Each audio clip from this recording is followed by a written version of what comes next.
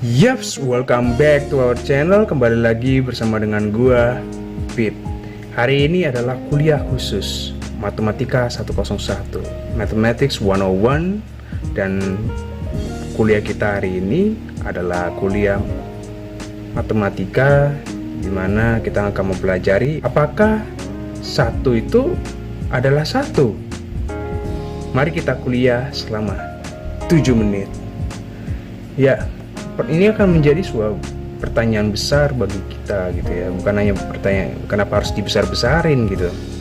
Karena selama ini gak mungkin kita berpikir satu itu pasti 2, satu itu 3, atau satu itu sama dengan 4. Enggak. Tetapi matematika itu apa sih sebenarnya gitu ya. Gue ingin kasih tahu gitu ya, seorang budayawan yaitu Sujiwo Tejo. Dia adalah alumni ITB dan dia menjelaskan bahwa matematika itu bukan permasalahan hitung-hitungan. Matematika itu adalah tentang potensi logika kita. Matematika itu tentang bahasa. Dia berbicara tentang konsistensi logika kita. Orang konsisten satu sama dengan satu, ya kan? Bagaimana pembuktiannya? Satu gitu. Satu harus ada pembuktiannya. Ya ini satu, untuk membahasakan bahwa benda ini cuma ada satu. Dan matematika itu adalah ketidakpastian, karena itu berhubungan dengan masing-masing orangnya, masing-masing kelompok. Ada sebuah kesepakatan satu sama dengan satu. Tetapi di sisi lain ada yang mengatakan satu itu bukan satu. Ada kesepakatan di mana satu sama dengan 2, satu itu sama dengan 3, satu itu sama dengan 4. Sekarang bagaimana kita mempertahankan konsistensi dari logika kita. Cara berpikir kita itu harus dibuktikan. Misalnya, kenapa orang bisa mengatakan satu sama dengan 2? Coba kita lihat ya, satu sama dengan 2. Misalnya jika A itu sama dengan B ya, dan kemudian A kuadrat sama dengan A dan B. Jadi kalau misalnya mau dibagi kan itu bisa A dengan A, tetap aja jadi A dan B. Nah, coba kita turunkan lagi. A kuadrat minus B kuadrat sama dengan AB minus B kuadrat. Nah, kok bisa? Ya bisa, ya kan? Dari mana? Ya min B kuadrat dan min B kuadrat itu, kalau misalnya min B kuadrat itu dipindahin ke bagian yang AB itu, maka dia jadi plus dan langsung habis B kuadratnya. Dan itu bisa diturunkan lagi. Apa bisa kita turunkan? Kita bisa bikin jadi A plus B gitu ya. A min B sama dengan B dalam kurung A min B. Kalau A min B dengan A min B itu bisa dibagi tuh, habis. Yang tinggal adalah A plus B sama dengan B.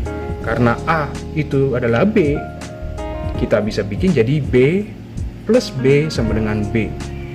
B tambah B adalah 2B. Berarti 2B sama dengan B. 2B kita mau bagi dengan B, berarti 2 sama dengan 1. Gak ada yang sepakat tentang ini kan? Tetapi secara alur logika, konsistensi logikanya itu pas. Itu benar, valid, nggak salah. 1 sama dengan 2. Bagaimana kalau kalian ingin mempertahankan konsistensi kalian gitu? Misalnya dalam kasus 1 sama dengan 3. Orang biasanya berbicara tentang numerik itu selalu pikirannya aritmatis. Tetapi ada sisi lain, yaitu geometris. Masalah bangun ruang. Di dalam satu aja, misalnya satu persegi panjang, itu terdapat 2 dimensi di dalamnya. Kalau cuma 1 dimensi yang kalian temukan itu cuma garis. Sedangkan di dalam satu persegi ada 2 dimensi, panjang dan lebar. Dan di dalam satu kubus itu terdapat 3 dimensi, ada sisi, sisi, dan sisi. Jadi satu itu adalah 3. Misalnya kalian potong 1 dimensi, dia tidak akan menjadi sebuah kotak. Kalian hilangkan 1 dimensi, dia tidak akan menjadi kubus. Bagaimana kalau misalnya 1 dengan 4? Kalian akan menemukan dimensi yang lebih banyak lagi dari sekedar 2 dimensi, 3 dimensi. Ada 4 dimensi yang biasa disebut dengan tesseract. Lalu bagaimana kalau kalian menjelaskan bahwa satu itu adalah kumpulan dari banyak. Dan gue akan menjelaskan tentang satuan dulu. Satu itu adalah unit atau satuan gitu ya. Itu bisa terbagi dari dua. Ada namanya compose, ada yang namanya partisi. Compose itu misalnya kalian punya satu kardus, isinya adalah 9 butir telur. Itu compose. Kemudian partisi, apa partisi? Partisi itu adalah bagian. Misalnya satu roti itu bisa dibagi 1, 2, 3, 4 menjadi 9, misalnya 9 potong. Itu namanya partisi. Kalau kalian yang menyebutkan satu itu yang satu, itu enggak dalam kasus ini. Misalnya kita berhubungan dengan angka 10 ya, satu di dalam angka 10 itu terdiri dari 1, 2, 3, 4, 5, 6, 7, 8, 9. Kenapa dia kasih angka 0? Agar memudahkan kalian bahwa di dalam satu itu dia termasuk dalam sebuah gabungan dari banyak angka-angka itu. Kalau satu kita bingung gitu kan, kok satu itu isinya ada 1, 2, 3, 4, 5, 6, 7, 8, 9. Makanya ditambah angka 0 untuk menjelaskan bahwa di dalam angka satu itu terdapat banyak angka di dalamnya. Maka dalam kasus ini satu itu bukan satu. Lalu coba kita berefleksi teman-teman, bagaimana jika ini juga dikaitkan dengan kehidupan kita beragama, bahwa ternyata memang banyak sekali sing dogma dalam agama. Ada yang mengajarkan mengenai tauhid, ada yang mengajarkan mengenai yin dan yang, ada yang mengajarkan tentang trinitas, ada yang juga mengajarkan mengenai politeisme. Dan apakah itu menjadi sesuatu yang salah? Ya nggak ada yang salah. Kembali lagi menurut Sujiwo Tejo, matematika adalah ketidakpastian, tetapi dia adalah sebuah kesepakatan. Maka bagaimana cara pembuktiannya? Konsistensi dari setiap logika. Ada dogma. Dogma menurut pendapat saya secara pribadi adalah bahasa matematika mistik yang hanya membuktikannya adalah melalui pengalaman kehidupan kalian sehari-hari.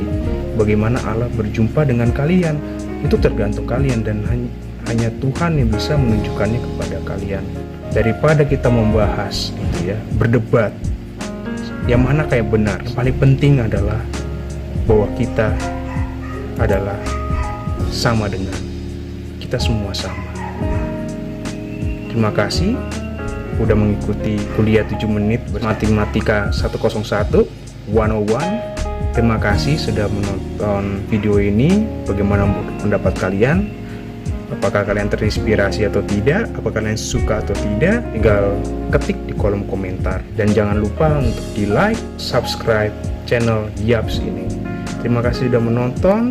Yaps!